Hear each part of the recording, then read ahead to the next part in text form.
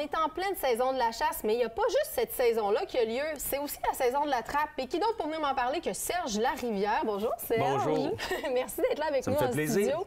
Écoute, aujourd'hui, on va parler de trappe, mais on va se concentrer sur un sujet parce que la trappe, c'est hyper varié. Il y a beaucoup d'espèces, beaucoup de techniques. On va se concentrer sur les canidés. Donc, canidés, ça comprend quoi exactement? Renard, coyote, loup. Oui. Mais surtout, on va parler des renards et surtout des coyotes. Ah bon, OK, parfait. Et pourquoi on va se concentrer sur ces espèces-là? Bien, le coyote, c'est comme l'animal que tous les chasseurs de chevreuils rêvent de gérer sur leur secteur de chasse. Fait un bon trappeur de coyote, c'est un ami du chasseur de chevreuil. Fait qu'on va parler de ça. C'est vrai. Puis de toute façon, on le dit pas assez, je pense. Hein? La trappe, c'est aussi un outil de gestion, tout comme la chasse l'est. Fait qu'écoute, moi, je pense qu'on devrait peut-être commencer par comment on fait pour cibler un territoire, pour dire qu'on va trapper le coyote à cet endroit-là. Comment on fait pour faire notre prospection? Ça doit se faire un peu comme au chevreuil ou à l'orignal? Absolument, sauf que contrairement au chevreuil, des coyotes, il y en a partout. Oh, OK. Fait si on a accès à un bon territoire de chasse, ils vont avoir à quelque part sur ce territoire-là une place pour trapper des renards et des coyotes. OK. Fait que souvent, on va essayer de trouver un endroit sur la terre, sur le lot où on a accès, qui nuira pas à notre chasse, qui va être assez loin de notre site de chasse. Oui. Et là, on va pouvoir concentrer nos efforts de capture à cet endroit-là. OK. Comment tu fonctionnes à partir du moment où tu as décidé ton lieu? Comment tu fonctionnes? Est-ce que c'est des enclos? Parce que, bon, je ferai pas comme si je m'y connais pas, j'en ai déjà fait un peu. Absolument. Tes techniques, toi, de ton côté, c'est quoi? Est-ce que tu fonctionnes par enclos ou simplement tu installes des collets de manière aléatoire? Ce qu'on rêve de trouver sur chaque terre, c'est une place là, pour faire un bel enclos, justement. Un regroupement de collets. Donc, on va déposer des appâts, soit les abats de notre chevreuil qu'on a récoltés, des abats obtenus d'un boucher, des restants de notre chasse à l'outarde, à l'oie blanche. On va mettre ça dans un coin, puis on va disposer des collets autour de ça. Ça, c'est vraiment la technique la plus simple et la plus efficace pour capturer renard, coyote et loup et lynx, s'il y en a aussi. Effectivement. Absolument. Donc, côté collet, comment qu'on fonctionne pour choisir le bon collet? Y a-t-il un diamètre précis qu'on a besoin? Oui. Bien, quand on ne sait pas s'il y a renard, coyote, on va toujours être prudent, on va prendre des collets à coyote. OK. Fait en fait, dans la grande majorité du Québec, on pourrait dire, excepté peut-être l'Abitibi, la Côte-Nord, où là, il y a juste beaucoup de loups. Oui, c'est ça. Et pas beaucoup de coyotes, mais on va normalement prendre des collets à coyote. Un bon collet à coyote, on va en avoir différents modèles ici. Ça va être un collet avec une barrure à levier.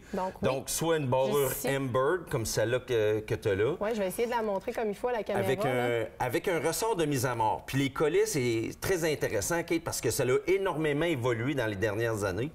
Jadis, on avait juste une barrure sur le collet. Maintenant, on a les barrures. On a un dispositif pour relâcher les cerfs de Virginie qui pourraient se capturer accidentellement par les pattes. Ce que les trappeurs appellent des S-hooks, des crochets en S. Et on en a un sur le modèle de collet qui est ici. Oui, je vais pouvoir le montrer juste après. Donc, juste ici, dans le fond, le S-hook, qui est la partie vraiment entre la barrure puis le ressort. J'ai essayé de le montrer comme il faut, mais c'est des petites pièces. Hein? Donc, juste ici, au centre, là, on le voit. Donc, ici, c'est le S-hook. Ça va permettre justement à ouvrir si jamais on fait une capture d'orignal. Exactement. Le S-hook, lui, il est en aluminium plus malléable. Fait que si on capture un cervidé, un chevreuil ou même un orignal par une patte, en tirant, il va déplier le S-hook et se relâcher, s'entraîner avec lui le collet. Fait qu'évidemment, pour le trappeur, c'est un avantage. On n'a pas à gérer cette capture-là. Mais la première chose à faire pour le trappeur, c'est d'éviter les endroits où il y a un risque. Donc, évidemment, un sentier d'orignal, une traîne de chevreuil, évidemment, on ne mettra pas de collet dans ces endroits-là. C'est des endroits à risque. Si jamais, justement, on fait une capture accidentelle, on doit le signaler. Si l'animal est mort, on doit le signaler. Évidemment, si l'animal est vivant, la plupart des trappeurs doivent se traîner, évidemment, des pinces coupe-câble. Et souvent, on va être capable de libérer le chevreuil avec ces pinces-là en coupant le câble directement. On voit qu'ils ont du vécu, tes pinces. C'est ça. Ça en est servi un peu, oui, peut-être. Mais je te dirais qu'avec les crochets en S, c'est très rare qu'on a besoin de libérer les cerfs. Souvent, ils vont se libérer. Mais dans une année normale, ça n'arrivera pas tout le temps. C'est vraiment accidentel, on va dire. Puis c'est pas rare, si c'est un orignal, surtout, de retrouver son collet quasiment à la hauteur de la tête. Parce que ça crée un bon coup de patte pour se libérer. Le S va avoir ouvert, l'animal est libre, puis il n'y a aucun problème. Exactement. Ensuite de ça, je vois que tu as un autre système de barrure avec ce collet-là, justement. Ça, je te dirais que c'est le collet le plus moderne que j'ai emmené ici en studio. C'est un collet avec une barrure Senecker. C'est-à-dire un ressort de mise à mort Senecker avec un déclencheur. Fait que le but de tout ça, du ressort de mise à mort, comme les ressorts boudinés qu'on a vus, c'est Une fois que le collet va être fermé autour du cou de l'animal, on veut que le collet ferme le plus serré possible. Oui.